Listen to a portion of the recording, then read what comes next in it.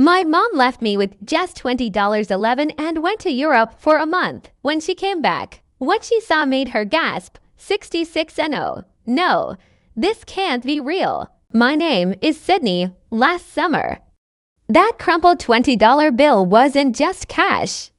It was a symbol of everything my mom thought of me. You're independent now, she chirped, a too bright smile plastered on her face as she hauled her suitcase towards the door. You're not a baby anymore. Just order food if you need to, independent. Her word, not mine. I stood there, staring. At that bill in my palm, my heart sinking lower with every turn of her suitcase wheels down the driveway. No plan, no babysitter, not even a real goodbye. Just a fake kiss that barely touched my forehead, the click of the front door, and then silence, utter, terrifying silence. I'll be fine, I whispered to the empty hallway, the words rattling in the vast space around me. My hands were shaking. There was no one else, no one to cook, no one who even knew I was here. Completely, utterly alone. I tried to convince myself. This was some grand challenge, a game I could win. Day one, I declared silently, I'll prove I can handle this. I lined up the few sad cans in the pantry, checked the fridge that was already a barren wasteland, and shoved my rising fear down. Deep, deep down. If my mom thought I was so independent, then maybe, just maybe she deserved to see what that truly looked like, because as that month slowly, agonizingly ticked forward, that $20 bill would vanish. The food, what little there was, would run out, and the silence in our house, it would transform into something far darker, far more chilling than mere loneliness. And when they finally came back, when my mom stepped into the chaos she'd left behind, the sight of it all would make her whisper, no, no, this cannot be happening. Do you want to know how being abandoned at 11 with $20 turned into? The single decision that made my mother regret everything she had ever done to me. Stick around, because by the end, you'll see exactly how I made sure she would never forget it.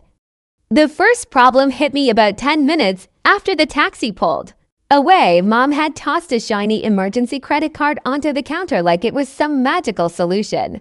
There was just one tiny catch. It wasn't activated, and I didn't know the PIN. I found that out the hard way, standing at the doorway with my phone in hand, watching every single food delivery app reject it over and over again. So, yeah, just me, a dead card, and that crumpled 20 on day one. I actually tried to make it a game. I sliced bread thinner than tracing paper, spread peanut butter so carefully it barely covered the surface, and told myself, real survivors make things stretch. I even joked in my head that this would make a good story someday. By day 3, it stopped being funny. The pantry looked like a before picture in a commercial about hunger. A couple of cans I didn't know how to open without cutting myself. A box of cereal with more air than actual flakes. And a jar of pickles I absolutely hated. My stomach growled loud enough to embarrass me, even though no one else was there to hear it. I tried to distract myself. I turned on the TV, letting random shows play, just noise to fill the rooms so I didn't have to hear the house creak. I opened my mom's laptop and stared at her work emails, stacked up like they were more important than anything. At one point, I grabbed my notebook. At the top of a fresh page, in big, defiant letters, I wrote, evidence, underneath. I scribbled, left alone at 11, $20, no food plan, no check-ins. I didn't know exactly what I'd do with it, but writing it down made something inside me shift. If they thought I was old enough to be left alone, then I was old enough to remember everything, to record everything, to show someone someday how they chose a vacation over me. I picked up my phone and opened a video app. Day 3, I said quietly to the camera. My face looked smaller, paler than I expected. I'm still alone. The card doesn't work. I ate the last decent thing in the fridge yesterday. I paused, swallowing a lump in my throat. If you're seeing this, it means someone finally asked what happened to me. I saved the clip and locked my phone, my heart hammering. Part of me Hoped nobody would ever see it. Another part, I wanted that video to explode in my mom's face the second she walked through the door. I thought about my best friend, Emma. I hovered over her name. If I texted her, I'd have to admit my mom had left me, that I was hungry, that I wasn't okay. Instead, I sent a message that sounded normal. How was your trip? No reply. Maybe she was somewhere by a lake, eating burgers with her family? Not. Even checking her phone, my stomach twisted. By day 5, the hunger felt like a thick fog in my brain. I started getting dizzy when I stood up too fast. I found a half-empty box of cereal in the very back of the cupboard and ate it dry, straight from the bag, trying to make every handful last. I opened my notebook again and added another line. By day 5. Still no call from Mom, not even a text. Then another, if I disappear, this will prove it wasn't my fault. That was the moment my thinking truly changed. This wasn't just about surviving until she came back. This was about what would happen to her when people finally realized what she'd done. On day 7, my body felt weak, but my anger was stronger than ever. I shuffled to the front window and peered out at the street. Kids were riding bikes. A dog barked at a delivery truck. A couple walked by, holding coffee cups. Normal lives, normal parents. I looked at our empty driveway and whispered, "You chose Europe over me. Do you know what that's going to cost you when someone finds out?" As if the universe was listening, the doorbell rang. I froze, cereal crumbs still clinging to my fingers. No one ever really rang our doorbell. Neighbor kids just knocked. Packages got dropped. The bell rang again, followed by 3 sharp knocks. My heart pounded as I moved toward the door. For a second, I thought about pretending I wasn't home. If it was someone selling something, they'd go away, but another thought cut through my fear. What if this is it? What if this is the moment someone finally sees me? Hands shaking, I reached for the handle. And by the way, if you're still hooked on this wild ride, don't forget to hit that subscribe button. I've got even more unbelievable stories coming your way. Okay, back to the door. If you were 11, starving and completely alone, would you open that door or would you keep pretending everything was fine? I cracked it open. Just enough to see. Who was there? Standing on the porch was a man in a green jacket with my school's emblem stitched on the chest. It took me a second to place him without the classroom behind him. "Hi, Sydney," he said gently. It was Mr. Hughes, the counselor from school. "I've been trying to reach your parents. They didn't pick up. Can I come in for a moment?" My first instinct was to lie, to say everything was fine, that my parents were just out, that I didn't need anything. But my hand loosened on the door, and I stepped back. "Sure," I murmured. "I guess." He stepped inside and looked around. The silence in the house suddenly felt heavier. The few dishes in the sink, the empty counter, the nearly bare fruit bowl. They all became evidence I hadn't meant to stage, but had accidentally left out. "Are your parents at work?" he asked, scanning the room, clearly expecting someone to appear. "They're in Europe," I said, surprising myself with how flat my voice sounded. For a month, his eyebrows shot up. "A month? And who's staying with you?" I swallowed. This was the line. The moment I could choose to protect them or tell the truth, my fingers curled tighter around the edge of my shirt. "Just me," I admitted. "They said I was old enough." Something in his face changed, like a switch flipping. The polite concern turned into something sharper, more serious. He pulled out a chair and sat down at the table, motioning for me to sit across from him. "Sydney, how long have you been alone?" "A week," I whispered. "Almost. Do you have enough food, money?" I let out a small, bitter laugh I didn't recognize as my own. "They left me a credit card that doesn't work. And $20. He stared at me for a long moment. It wasn't the way teachers stare when you forget your homework. It was something heavier. Like he was trying to count all the ways this was wrong. "This is not okay," he said finally, his voice low. "You know that, right?" I shrugged, even though my chest ached. "They said they needed a break, that I'm mature, that I should be able to handle it." "And how have you been handling it?" I wanted to say fine. I wanted to keep pretending. But the notebook on the table caught my eye. The word evidence stared back at me in my own handwriting. I've been hungry, I said instead, and scared. And I've been writing things down, just in case what? He asked, just in case something happens to me. I replied quietly, so nobody can say they didn't know. Silence filled the space between us. For a moment, I hated the silence. But then I realized he wasn't ignoring it. He was feeling it, really feeling it. He leaned forward. Sydney, leaving an 11-year-old alone for a week, for a month, with almost no food and no supervision, is not just irresponsible, it is dangerous. It is neglect. There are laws about this. My heart thumped in my ears. Neglect, laws, words that sounded like they belonged in TV dramas, not in my kitchen. What happens if someone finds out? I asked, my voice suddenly small. Agencies get involved, he said carefully. Child Protective Services. There could be an investigation. Your parents could face serious consequences. There it was. The thing I hadn't dared to say out loud. The thing that made my anger twist into something sharper. Consequences, I repeated slowly, for what they did to me. He didn't rush to comfort me or tell me I was overreacting. Instead, he nodded. For what they did to you, my mind raced. I imagined my mom's face when she came home to find strangers in our living room. People asking questions she couldn't dodge with a fake smile and a joke about independence.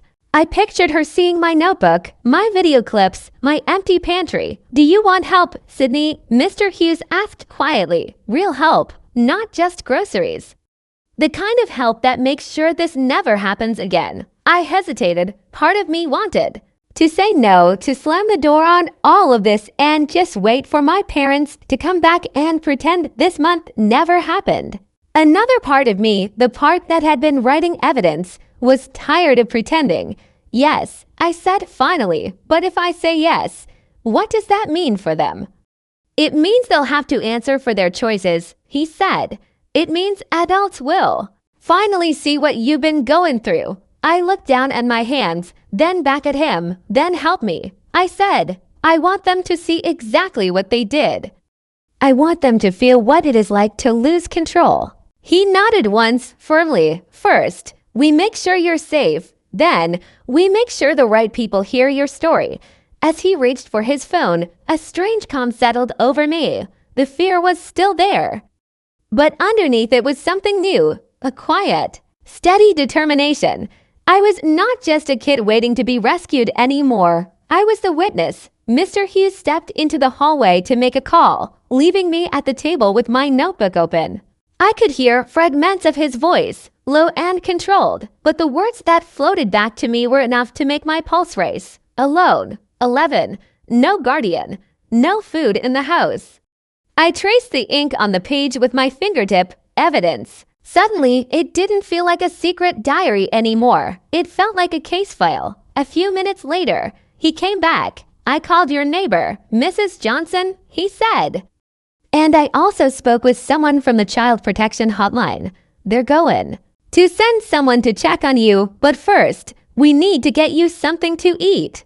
My cheeks burned at the idea of people checking on me like I was some broken machine. But I also felt something else. A small flare of satisfaction, if they were checking on me. That meant they were also checking on my parents. Is Mrs. Johnson mad? I asked. He shook his head. No, she's worried. That's what good neighbors do. A knock sounded at the door, softer than his earlier one. Mrs. Johnson stepped inside, her eyes scanning me from head to toe, landing on the notebook, the empty cereal box on the counter. The pale look on my face. Oh, Sydney, she breathed. Why didn't you come to me sooner? Because I didn't want to look weak. I blurted out. They always tell me I'm mature, that I can handle things. I thought asking for help meant I was proving them wrong. Her expression softened. Asking for help isn't weakness. It's survival. And sometimes it's the only way to make adults face what they do. That last sentence hit me like a bell. Make adults face what they do. We all sat down together. And for the first time, I didn't feel like a kid being talked over. They asked me to tell them everything, and I did. I told them about the suitcase rolling out the front door, the $20, the card that didn't work. The way my mom laughed when I asked who would be staying with me. "You'll be fine. You're my little adult," she had said, like it was a compliment. As I talked, Mrs. Johnson's jaw clenched. Mr. Hughes scribbled notes on a pad he'd pulled from his bag. "Can we show them this?" I asked, pointing to my notebook. "When they come, the people from the hotline." "Yes," he said. "In fact, I want you to keep writing what you felt, what you ate, when you tried to call them everything you remember, so they can't twist it later," I murmured. "So they can't say I'm exaggerating." "Exactly," he replied. "You are allowed to protect yourself with the truth." The phrase made my chest tighten. Protect myself with the truth. That sounded a lot like revenge, and I realized I didn't hate that later. When the caseworker arrived, she introduced herself and asked to look around the house. I watched her eyes linger on the nearly empty fridge, the trash can with only a few wrappers, the unused emergency credit card on the counter. She didn't have to say anything. Her expression said it all. "How long have your parents been gone?" she asked gently. 7 days, I answered. "They planned a month." "And who checks on you?" "No one until today." "Do they call?" "Not since the airport," I said. She sent a selfie from Paris with a heart emoji. That was it. The caseworker nodded slowly, then turned to Mr. Hughes and Mrs. Johnson. "Thank you for contacting us," she said, as they talked. I slipped away for a second and set up my phone on the counter, opening the video app again. I recorded a quiet clip of the empty fridge, the lonely table, the caseworker's bag resting on the chair. This is what our house looked like when they finally noticed I was alone. I said into the camera, "This is what my mom will walk into when she comes back." When I was done, I tucked my phone into my pocket, the recording safely saved. I was not just surviving anymore. I was documenting. The caseworker came back to me for now. "You will not be alone again," she said. "We are arranging for you to stay with Mrs. Johnson while we speak to your parents and figure out the next steps." I glanced at my neighbor. She smiled softly and squeezed my shoulder. "Is that okay with you, Sydney?" the caseworker asked. I thought about my empty house, the long quiet nights, the way my mom's last message had been about croissants instead of me. Then I thought about something else. What it would do to my parents when they came home and found not just a lonely kid, but an official report waiting for them. "Yes," I said. "I want to stay somewhere I'm not invisible." That night, as I packed a small bag of clothes and my notebook, I looked around my room one more time. The posters on my wall, the stuffed animal on my bed, the window that faced the street. "This was the place you left," I whispered under my breath, imagining my mom hearing it later. "But it is not the place you will find when you come back." Moving next door should have felt like nothing, just a few steps across a patch of grass. But carrying my small bag and my notebook into Mrs. Johnson's house felt like crossing a line I could never uncross. I wasn't just the kid in the middle anymore. I was the kid someone had chosen to protect. Her house smelled like laundry and vanilla. The table was set with placemats, and her fridge was full of actual food, not just leftovers clinging to the corners of shelves. My stomach growled before I could stop it. "We'll fix that first," she said, pretending not to notice my embarrassment. "Come on, let's cook together." We walked back to my kitchen with reusable bags. This time, she didn't just grab food at random. She let me choose pasta, sauce, vegetables, bread, fruit, things that would last, things that made the kitchen look like someone actually lived there. "Keep the receipts," Mr. Hughes said quietly as we unloaded the bags. "They show what wasn't here before today." So we put the receipts in my notebook, right behind the pages where I had written about my hunger, evidence, layer by layer. As we cooked, the sound of boiling water and sizzling garlic wrapped around me like something I had missed without knowing it. "Have you ever made spaghetti from scratch like this?" Mrs. Johnson asked. "Not really," I admitted. My mom mostly. Microwave stuff or we order takeout. Then today you learn, she said with a smile. You learn how to feed yourself properly. Nobody can take that away from you. I stirred the sauce. Watching the red swirl around the pan, it felt symbolic. Somehow, like all the anger and hurt inside me was finally going somewhere, turning into something I could use. While we waited for the pasta, the caseworker came back with more questions. She asked for my mom's messages, the time of her flight, the last time she called. I showed her the one selfie with the Eiffel Tower in the background and the caption, "Finally free for a month." Free from what? The caseworker asked.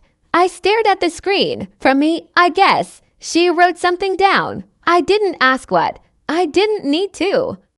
Do you want to say anything directly to your parents? She asked. We sometimes include statements from kids in our reports. For a second, my throat closed up. Then I felt my notebook pressing against my arm where I held it, and my answer came out clear. Yes, I said. I want them to know exactly what this felt like. We sat at the table. And I wrote while the spaghetti cooked. You said I was mature. Enough to be alone. I wrote. But being mature doesn't mean I don't need food. It doesn't mean I don't get scared. You told everyone how hard you work. But you didn't notice when your own kid was counting crumbs. I stopped, took a breath, and kept going. By the time you read this, other adults will have already seen what you did. They will have seen the empty fridge, the dead card, the notebook where I had to record my own neglect.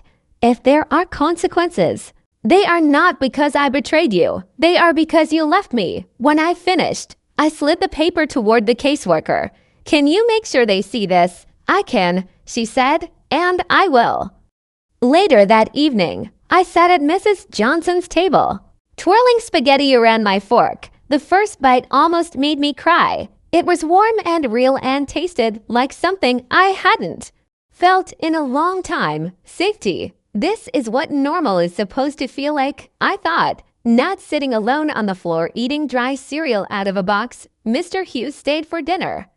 And we talked about school, books, and even silly things like the worst cafeteria lunches we'd ever had. For an hour, I almost forgot that my life was technically falling apart in the house next door. But when the plates were cleared and the grown-ups started talking quietly in the living room, I heard pieces of their conversation, words like temporary, placement, investigation, and possible removal of custody. I didn't fully understand every legal term, but I understood the feeling underneath them. My parents had treated my absence like a vacation from responsibility. Now, there was a real chance they could lose the right to call themselves my guardians at all. Back in the guest room where I would sleep, I set my phone up one more time and hit record. Day 7.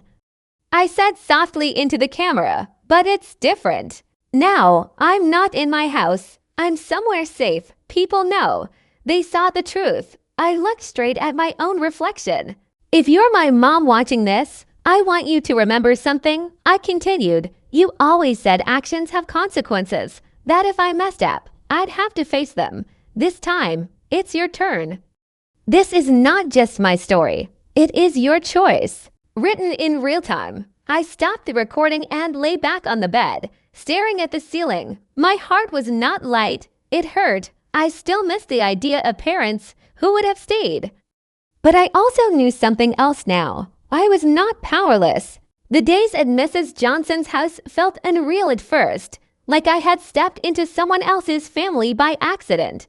I woke up to the smell of breakfast instead of the sound of my own stomach growling. There was always someone asking how I slept, not just assuming I was fine, for the first time in a long time. I didn't have to prove I was independent every second just to be tolerated, but even with the warmth, there was a countdown ticking in the background. Every adult around me knew it. I knew it, too. At some point, my parents would have to come back. At some point, they would have to walk into everything they left behind on the second night. My phone buzzed while I was sitting at the kitchen table doing homework. A number I recognized flashed on the screen. My mom's work phone. I stared at it until the screen started to dim. Aren't you going to answer? Mrs. Johnson asked gently. My fingers trembled. What if she's just calling to yell at me for ruining her trip? Then you'll know exactly where you stand, she said calmly. But you don't have to talk to her alone. I hit accept and put the phone on speaker, Sydney. Her voice snapped through the line, sharp, not worried. What is going on? Why is there some woman from Child Services emailing me about an investigation? Why is your school involved?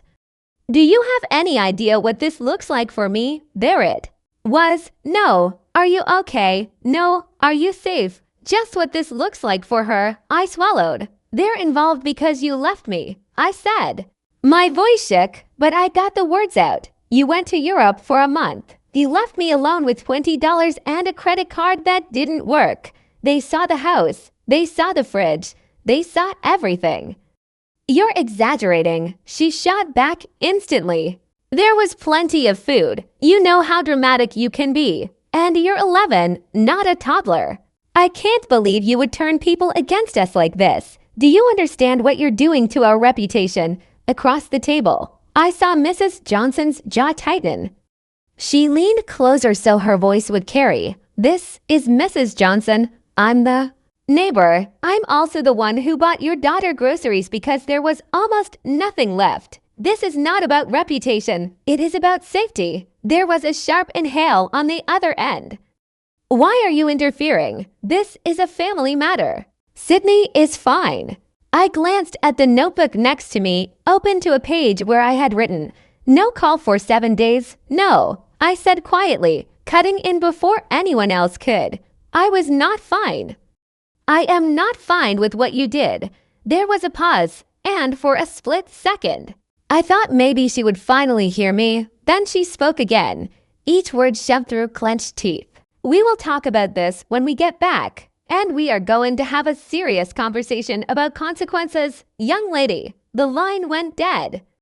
Mrs. Johnson reached over and silenced the phone before it could buzz again. She's right about one thing, she said softly. There will be consequences, but not just for you. The next day, the caseworker came to the school and pulled me out of class. We sat in a small office that smelled like dry erase markers and old coffee while she scrolled through something on her tablet. Your parents have moved their flight up, she told me. They'll be home in 3 days instead of 3 weeks. My heart flipped. Part of me was relieved they weren't staying gone for the full month. Another part of me recognized the real reason. They weren't coming back for me. They were coming back to protect themselves. What happens when they get here? I asked. We'll meet them at the house, she said. I'll be there along with a supervisor from the department. Mr. Hughes has agreed to attend as a school representative. We want you to be part of the conversation if you feel safe. I thought about hiding at Mrs. Johnson's house and letting the adults handle it. I thought about slipping into my room and pretending I was asleep when they walked in. Both options felt like going back to being invisible. No, I said slowly, I want to be there. I want them to see me. I want them to see what they came home to. The caseworker nodded. Then we'll make sure you have a voice in that room. For the next 2 days, we prepared without calling it preparation. We didn't rehearse lines like in a school play, but we organized facts. The caseworker printed copies of my statement, the notes from my notebook she had permission to use, the receipts from the groceries, screenshots of my mom's posts from Europe, the call logs that showed how many times she had not checked in. This isn't about punishing them for the sake of it, she reminded me. This is about making sure you are safe. Whatever happens comes from their choices, not your existence. I understood what she meant, but another part of me, the part that remembered eating dry cereal in the dark, couldn't pretend this didn't feel like something else, too. It felt like justice. It felt like holding up a mirror on the morning of their return. We went back into my house for the first time in days. It still smelled faintly like stale air and dust. My stomach twisted, but I forced myself to walk through each room. This was my scene. I could not look away. The caseworker placed a thick folder on the kitchen table. Beside it, we put my notebook. Open to the first page that said evidence. My phone sat next to it, turned on and ready. The first video I had recorded, the one where I said, Day 3, I am still alone. was paused on the screen. The image of my own tired face stared back at me. "Are you sure you want this playing when they arrive?" she asked. "Yes," I said. "She always tells me stories don't matter unless there's proof." "This is my proof." Mrs. Johnson stood by the doorway. Arms crossed but eyes kind, Mr. Hughes leaned against the counter, his school badge clipped neatly to his shirt, watching everything with quiet focus. The supervisor from the department sat at the table, flipping through the file one more time. We heard the car before we saw it. Tires on the driveway, doors slamming, muffled laughter. For a moment, my legs felt like rubber.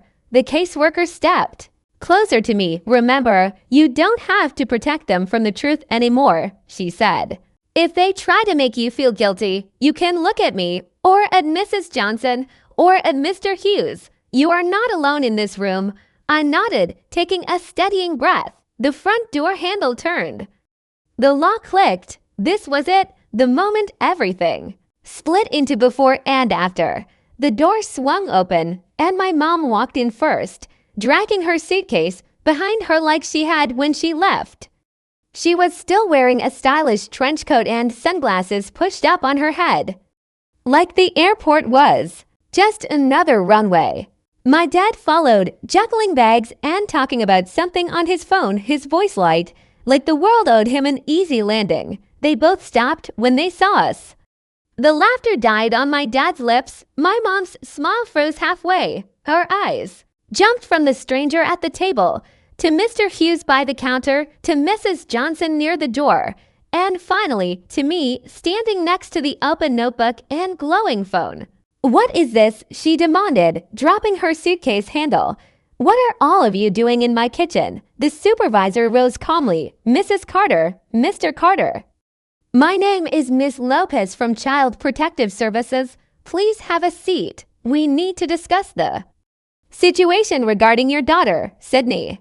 My mom didn't sit. She stared at me instead, her eyes hard. "Sydney, what did you tell them?" For a second, the old instinct kicked in, the one that made me want to shrink, apologize, twist the story to make her less angry. But the video on the phone caught my eye, that smaller, tired version of me on day 3. I lifted my chin. "I told them what happened," I said. "I told them the truth." My dad tried to smooth things over. He set his bags down and forced a laugh. "There has clearly been a misunderstanding. We left her with food, with money, with a credit card. She's a very mature 11-year-old.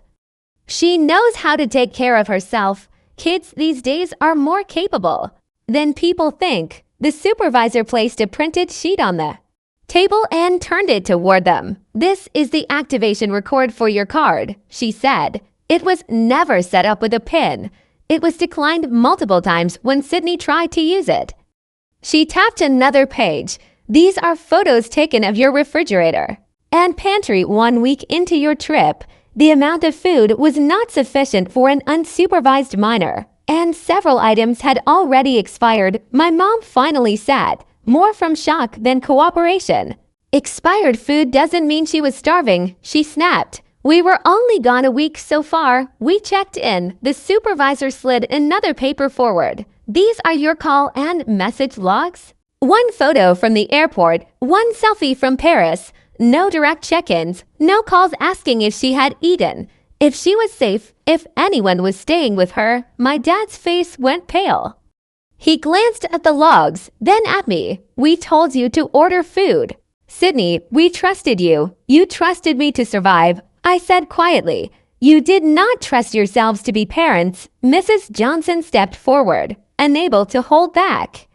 She was dizzy from hunger when we found her. She said she didn't come to me because she didn't want to disappoint you by needing help. Do you have any idea what kind of lesson that is for a child? My mom looked between us, her eyes narrowing. This is getting blown way out of proportion. Maybe she was a little dramatic with her notes. She likes to write. The supervisor nodded once at me, then at my phone. "Sydney, are you comfortable showing them what you recorded?" My hands shook slightly as I reached for the phone. I tapped play. The room filled with my own small voice from days earlier. Day 3, the past me said on screen, "I'm still alone." "The card doesn't work." I ate the last decent thing in the fridge yesterday. If you're seeing this, it means someone finally asked what happened to me. The camera panned across our kitchen, catching the nearly empty shelves, the lonely box of cereal, the silent room. My mom slapped a hand over her mouth. My dad stared, his shoulders sinking. No, my mom whispered, stepping back like the images were physically pushing her. No, this cannot be happening. But it was, and this time, she couldn't scroll past it or laugh it off. The supervisor folded her hands. Mr. and Mrs. Carter, based on our investigation, school reports, neighbor testimony, and Sydney's own documentation, we have determined that leaving her unsupervised under these conditions qualifies as neglect. Under state law, effective immediately, there will be an emergency order in place. Sydney will not be returning to unsupervised care with either of you until a full hearing is conducted. My mom shook her head violently. You cannot take my child from me over a misunderstanding. We just needed a break. Do you know how hard we work? Do you know what kind of stress we are under? I took a breath and stepped forward. I know, I said. You tell everyone how hard you work. You tell your friends, your coworkers, your social media. But when I was alone, hungry, and scared, you didn't tell anyone about that. You didn't tell anyone where I was. Her eyes filled with tears. Sydney, you don't understand. Adults need time away too. We thought you would be fine. We didn't mean to hurt you. The words I had heard my whole life echoed in my head. Every time I forgot a chore, every time I slipped up, she would say them with a cold finality. Actions have consequences, Sydney, so I said them back. You always told me that actions have consequences, I said, my voice steady. You taught me that if I made a choice, I had to live with what came next. This is what you taught me. This is what your choice looks like. The room went quiet. My mom looked like the ground had vanished beneath her. My dad gripped the back of a chair like it was the only thing keeping him upright. The supervisor spoke again. You will have the opportunity to participate in parenting classes, psychological evaluations, and supervised visits if the court approves. This is not about punishing you forever. It is about ensuring that Sydney is safe and that this never happens again. My mom turned back to me, tears spilling now. Sydney, please, she begged. Tell them you want to come home. Tell them we can fix this. We can start over. We can be better. I wanted to. A part of me, the part that still remembered bedtime stories and holiday decorations, wanted to rewind everything. But another part of me, the part that had spent nights recording videos in the dark, knew that going back without change would mean saying none of it mattered. I want to be safe, I said. I want to be somewhere I am seen before I disappear. Right now, that is not with you. Her face crumpled like paper. My dad looked away, blinking rapidly. The supervisor placed a form on the table. For the duration of the investigation, Sydney will remain in temporary placement with Mrs. Johnson, she said. You will be notified of the court date. Until then, you are not to contact her directly without going through our office. You're taking her side over her own parents, my mom whispered. No, I said softly. They are finally taking my side. For once, we left the house before they did. As I stepped out onto the porch, I heard my mom sobbing inside, my dad trying to soothe her with words that sounded weak even from a distance. Walking back across the grass to Mrs. Johnson's house, I felt both heavy and strangely light. I hadn't ruined my family. They had done that themselves when they chose a month of freedom over a kid who still counted on them to come home every night. All I had done was refuse to hide it. Weeks later, I sat in a sterile courtroom, the air thick with the smell of paper and old carpet. My parents looked smaller than I remembered.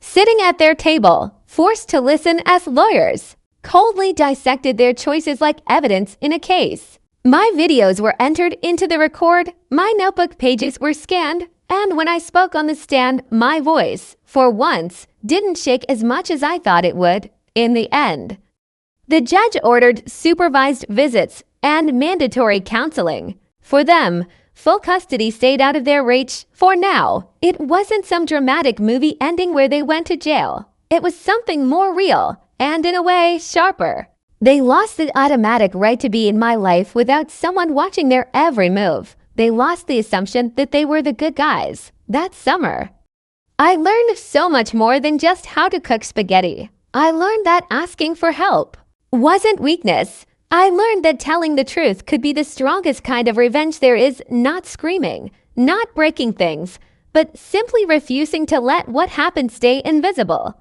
My mom still sends messages sometimes, long, desperate paragraphs about how much she's changed, how sorry she is, how much she just wants things to go back to normal. Maybe someday we'll find a version of normal that doesn't try to erase what happened. Maybe we won't. But I know this, the day she came home from Europe, expecting a month's worth of stories and souvenirs, she walked into something she never, ever saw coming. A daughter who had turned every empty shelf, every unanswered call, every hungry night into undeniable proof. A room full of adults who finally listened, a truth she couldn't now talk, and when she whispered, "No, this cannot be happening," I realized something profound. It already had. It had been happening from the moment she chose a plane ticket. Over me, weeks later, I sat in a sterile courtroom, the air thick with the smell of paper and old carpet. My parents looked small, smaller than I remembered, sitting at their table, forced to listen as lawyers coldly dissected their choices like evidence in a case. My videos were entered into the record, my notebook pages were scanned, and when I spoke on the stand, my voice, for once, didn't shake as much as I thought it would. In the end, the judge ordered supervised visits and mandatory counseling for them. Full custody stayed out of their reach for now. It wasn't some dramatic movie ending where they went to jail. It was something more real and, in a way, sharper. They lost the automatic right to be in my life without someone watching their every move. They lost the assumption that they were the good guys. That summer, I learned so much more than just how to cook spaghetti. I learned that asking for help wasn't weakness. I learned that telling the truth could be the strongest kind of revenge there is, not screaming, not breaking things, but simply refusing to let what happened stay invisible. My mom still sends messages sometimes, long, desperate paragraphs about how much she's changed, how sorry she is, how much she just wants things to go back to normal. Maybe someday we'll find a version of normal that doesn't try to erase what happened. Maybe we won't. But I know this, the day she came home from Europe, expecting a month's worth of stories and souvenirs, she walked into something she never, ever saw coming. A daughter who had turned every empty shelf, every unanswered call, every hungry night into undeniable proof. A room full of adults who finally listened, a truth she couldn't out-talk. And when she whispered, "No, this cannot be happening," I realized something profound.